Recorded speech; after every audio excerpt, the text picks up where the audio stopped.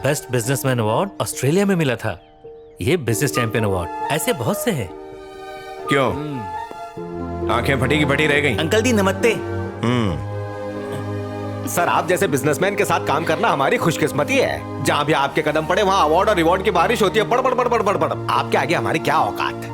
इज्जत और शोहरत की चाहत ने आपको वहाँ पहुँचा दिया जहाँ पहुँचने के लोग सपने देखते हैं। सर, आप असाधारण हैं। ये सिर्फ चाहत ही नहीं बल्कि ये मेरा जुनून है।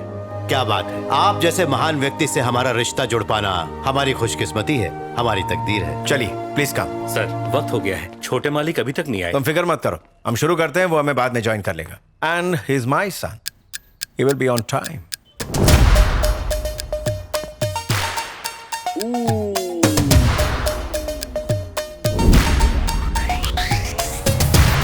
Are you ready?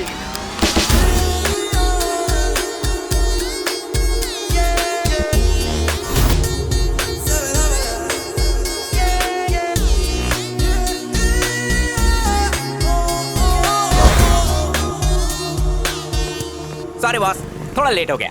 कीज। कोई बात नहीं, लाओ दो। बॉस, जब मैं आपको कीज दे ही रहा हूँ तो सच का भांडा भी फोड़ देता हूँ। मैं अपने पिताजी घटोत्कच के साथ घास छीलने गया था। It's okay. लीजिए कीज।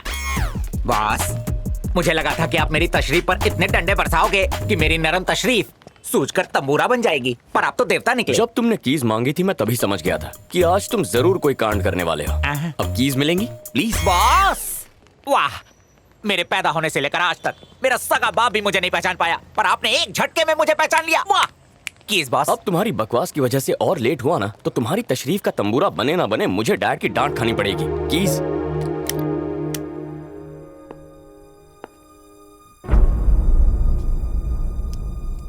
कैसे कैसे चीप लोग रिश्ता लेकर आ जाते हैं। उन्हें अंदाजा भी है इस रुतबे, इस शोहरत को पाने के लिए मैंने कितना सैक्रिफाइस किया है। और तुम्हें क्या जरूरत थी मेरी उन ट्रॉफीज के बारे में बात करने की? माफ कीजिएगा सर, मुझे लगा उनकी वजह से आपकी इज्जत बढ़ेगी। हाँ, इज्जत बढ़ेगी। अब ये इज्जत बढ़ाएंगे? नॉनसेंस। क्या मुसीबत है।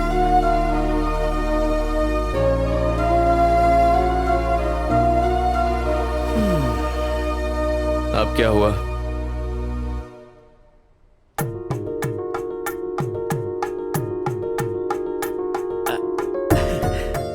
तो कैसी लगी बहू? बहू अच्छी है ना?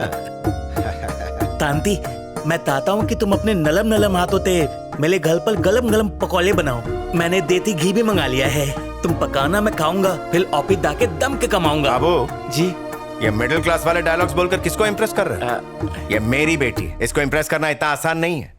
पहले तुम्हें मेरा दिल जीतना होगा। हाजी, आप बिल्कुल बेफिक्र रहिए, बस एक बार शादी हो जाने दीजिए, ये सबका दिल जीत लेगा। क्यों बेटा? यही चाहता हूँ। अब रस्म शुरू कीजिए। मेरे बेटे को अपना दामाद स्वीकार कीजिए और अपनी बेटी का कन्यादान करके हमें धन्य कीजिए। आपको लड़की पसंद है लेकिन हमसे नहीं पूछेंगे लड़का हमें पसंद है कि नहीं? जी, ये आप क्या कह रहे हैं? तुम चुप रहो। मैंने कहा था मैं लड़के से मिलना चाहता हूँ और आप बाजे गाजे के साथ आ गए ताकि आप मुझे अपने झांसे में लेकर जल्दबाजी में हाँ बुलवा सके। हाँ, और फिर मेरी बेटी के नाम जो भी जायदाद है उसे हड़प कर सके, है ना?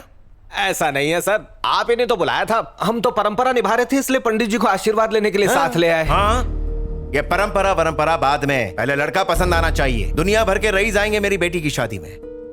अगर उन्हें पता चला कि मेरा होने वाला दामाद एक 2 टके की कंपनी का ओनर है तो मेरी क्या इज्जत रह जाएगी? बुरा मत मानिएगा, पर 2 कौड़ी के लोगों के साथ रिश्ता रखना मुझे पसंद नहीं। आपके साथ रिश्ता जोड़कर मैं अपने स्टेटस को आपके लेवल पर ले आऊं, मैं इतना बेवकूफ नहीं हूं। नो, बड़े बड़े ख्वाब देखने से पहले जरा अपनी औकात को देखिए। समझी जी, ये तो बरसों से हमारे पुरखों की परंपरा रही है। हम अपने पंडित जी और परिवार वालों के आशीर्वाद के बिना कोई भी काम नहीं करते। आप क्यों बात का बतंगड़ बना रहे हैं? ये रीति रिवाज और परंपरा की बात प्लीज आप मुझे मत सिखाइए। एंड प्लीज सबसे पहले आप मुझे समझीजिए कहना बंद कीजिए। अभी तक मैं आपका समधी बना नहीं हूं, समझे? आपसे रिश्ता जोड़ने का मतलब है इज्जत की बर्बादी करना, सोसाइटी में अपनी रिस्पेक्ट गंवाना और अपना। बस भी कीजिए। हम अपने बेटे के लिए यहाँ आपसे अपनी बेटी का हाथ मांगने आए, ये हमसे बहुत बड़ी भूल हो गई। तुझे कोई और मिल जाएगी, तू टेंशन क्यों लेता है? मैं मानता हूँ कि हम आपकी तरह रईस नहीं है, मानता हूँ कि मेरे बेटे की कंपनी बहुत छोटी है, पर हम आपकी तरह अपनों की खुशियों का गला नहीं घोटते, बल्कि उनकी खुशियों को पूरा करने के लिए अपना सब कुछ उठाकर उनकी झोली खुशियों से भर देते। और रियली ये कोई रूल है? लोगों की खुशियों की खातिर हम सरेआम अपनी हैसियत और इज्जत का जनाजा निकालते हैं। तौली अंकल, पापा से गलती हो गई। बात सिर्फ गलती की नहीं, अगर इनसे गलती हुई होती तो मैं कुछ नहीं बोलता। इन्होंने हमारे जूते में पैर डालने की कोशिश करके हमारी बराबरी करने की गलती की जो माफी के काबिल नहीं। मैंने गलती की? पापा प्लीज। अरे आपकी हैसियत ही क्या है जो हमें माफ करें? मेरे ही घर में घुस के मुझसे बदतमीजी कर। Get out of my house right now! अरे रुकना भी कौन चाहता है? बेटी, जब तक तेरे बाप में इतना गुरूर है, याद रख तेरी शादी कभी नहीं हो सकती। You're trying to curse my daughter. मेरी हिम्मत कैसे हुई? निकल यहाँ से। बोला ना, बंद कर। चल यहाँ से, कहाँ आ गए?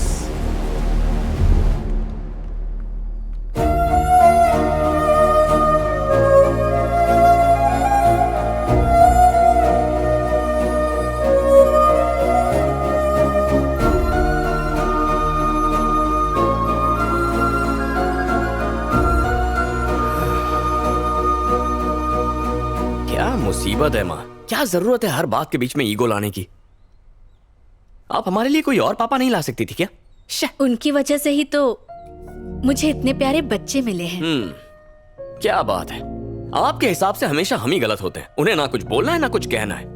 पर ऐसा ही चलता रहा तो शांति की शादी कब होगी माँ? जरूर होगी बेटा। मेरी माँ हमेशा मुझसे कहा करती थी, भगवान सबकी जोड़ियाँ बनाते हैं, इसकी भी होगी। बस करिए भाई, इन्हें समझा के फायदा नहीं। ये हमारी माँ बाद में है, पहले पापा की वाइफ है। इन्हें तो पापा को समझाना चाहिए ना, पर ये तो उनका ही साथ देती हैं। तुम ही दोनों क्यों नहीं समझाते?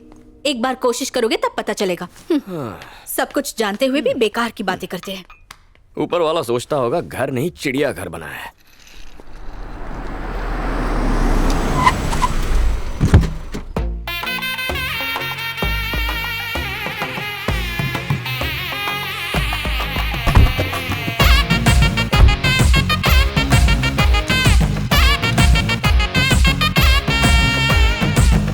सर 100 कमीनों के मरने के बाद तुम्हारो डैड ने जन्म लिया होगा। बुरा तो नहीं लगियो? चारी सर, ये कौन है? इस वक्त हम लोग धरती पे ही है ना? धरती पे ही है, लेकिन ये तो देवलोक से आई कोई अप्सरा लगती है।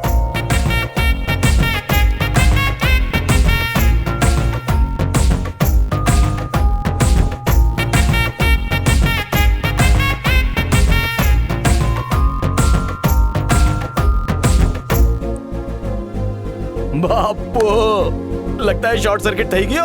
उसने आपके दिल का फ्यूज उड़ा दिया। लगता तो है। अब तक खड़ी है, मतलब वो भी चाहती है कि आप उसे ताड़ते रहो। लागे रहो सर, पूरी बॉडी स्कैन करो, नाखून, चमड़ी, बाल सब स्कैन कर लो। लेकिन इसके खूबसूरत गुलाबी गालों पर गुस्सा क्यों है?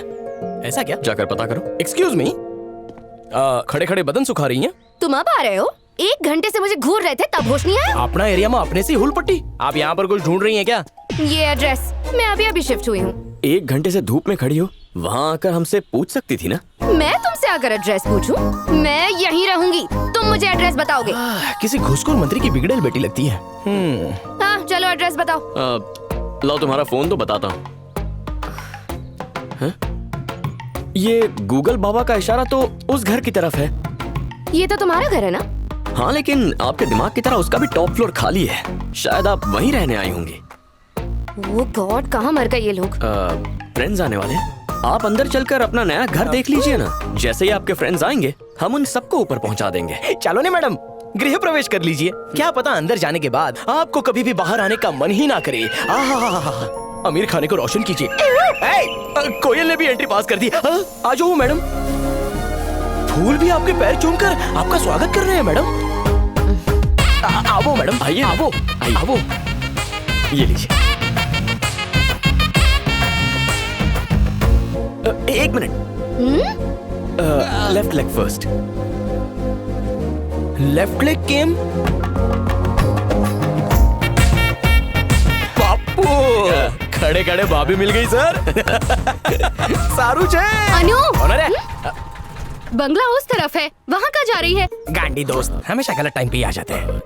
सॉरी, गूगल मैप्स ने तो यही बंगला दिखाया था। शायद मुझसे कोई गलतफहमी हो गई। हमारी चूक नहीं मैडम, ये 100 ग्राम की काली कोयल। पनौती चिकन की हड्डी ने सारा प्लान बर्बाद कर दिया। आप तशरीफ ले जाइए। रुक रहे तुमने नहीं मैडम, इन आवारा फूलों को सुंदर लड़की देखी नहीं कि उसे अपनी भाभी समझ बैठते हैं। इनको तो मसल देना चाहिए। क्या तुम लोगों ने इतनी देर लगा दी? बंगला कहाँ है? बंगला सामने ही है। हाँ अरे सुन चिकन की हड्डी, क्या? इस एंटीक पीस की बैकग्राउंड स्टोरी बताएंगे? पूरे तेलंगाना में उसकी जैसी गुरूर वाली लड़की और कोई नहीं है। ये शैलजा रेड्डी की इकलौती बेटी है। नहीं, मुझे नहीं खाना। जिद और गुरूर में उनसे 100 कदम आगे है। एक शेर है तो दूसरी सवा शेर। लगभग 5 साल पहले दोनों के बीच का रिश्ता माँ बेटी से बढ़कर था, जैसे कि दोनों सहेलियां हो। इन्हें देखकर लोग कहा करते थे कि ये दोनों जरूर पिछले जन्म की बहनें हैं। फिर एक दिन एक घटना घटी। इनके गांव में तब सिर्फ एक ही प्राइवेट हॉस्पिटल था। गांव की हर औरत की डिलीवरी की जिम्मेदारी एक ही डॉक्टर पर थी। तभी शैलजा रेड्डी को कुछ पता चला।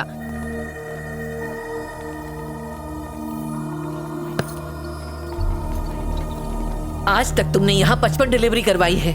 सारी की सारी सिजेरियन थी, एक भी नॉर्मल नहीं। आखिर तुम्हारे सीने में दिल है या पत्थर? डॉक्टर नहीं, डॉक्टर के नाम पर जल्लाद हो तुम। गरीब गांव वालों को धोखा देकर लूटते हुए शर्म नहीं आती? हेलो मैडम, पेशेंट को कैसे ट्रीट करना है ये मुझे आपसे सीखने की जरूरत नहीं है। एक तो चोरी करती हो, ऊपर से सीना चोरी करती हो। अपनी आवाज जरा नीचे रखिए, क्योंकि ये आपका घर नहीं है। आप जहाँ खड़ी हैं वो मेरा हॉस्पिटल है। क्या कहा? तुम्हारी इतनी हिम्मत? तुम मुझे धमकी दे रही हो? देखिए, ये हॉस्पिटल है, कोई धर्मशाला नहीं जहाँ फ्री में डिलीवरीज करवा के सारे खर्चे अपनी जेब से भरती रहूं। तुम्हारा भी एक बेटा है ना? तुम भी उस दर्द से गुजरी हो ना? क्या तुम उस दर्द को भूल गई? जब मैं प्रेग्नेंट थी तो मेरा भी सिजेरियन हुआ था। और अगर आपको इससे इतनी ही तकलीफ है ना, तो एक हॉस्पिटल खोलकर अपनी बेटी को डॉक्टर बना दीजिए। अपनी हद में रहो। जो तुमने कहा है मैं करके दिखाऊंगी। अब ये तो आपको आने वाला वक्त ही बताएगा। और अगर हॉस्पिटल नहीं खोल पाई ना, तो जिंदगी में किसी को लेक्चर मत देना। देखती जाओ। शैलजा रेड्डी के गुरूर को उस दिन बहुत बड़ा धक्का लगा और उन्होंने अनु को डॉक्टर बनाने का फैसला कर लिया। What is this, mummy? आपको लोगों की मदद करनी है तो कोई और तरीका ढूंढिए। मुझे इन सब चीजों के लिए फोर्स मत कीजिए। ऐसा नहीं है अनु, उस डॉक्टर ने मेरी बहुत बेइज्जती की। तुम्हें डॉक्टर बनकर उसे सबक सिखाना होगा। आपका ईगो शांत करने के लिए मैं डॉक्टर नहीं बनूंगी। मुझे आर्ट्स पढ़ना है, मैं आर्ट्स ही पढ़ूंगी। मैंने फैसला कर लिया है। क्या तुम अपनी मर्जी चलाओगी? आप मुझे अपनी मर्जी के बिना एक डॉक्टर बनाना चाहती हैं? अनु बेटा शांत हो जाओ। अनु, बदतमीजी मत करो। तुम्हें मेरी बात माननी होगी। मैं नहीं मानने वाली। अनु ने सबके सामने अपनी माँ के अरमानों के टुकड़े टुकड़े कर दिए। शैलजा रेड्डी को इस बात से इतनी ठेस पहुंची कि 5 साल बीत जाने के बाद भी उन्होंने अनु से आज तक बात नहीं की। मम्मी देखिए ना, मैं आर्ट चैंपियनशिप में फर्स्ट आई हूँ और मुझे गोल्ड मेडल भी मिला है। अनु ने उनसे बात करने की कोशिश की, पर उन्होंने हर बार नजरअंदाज कर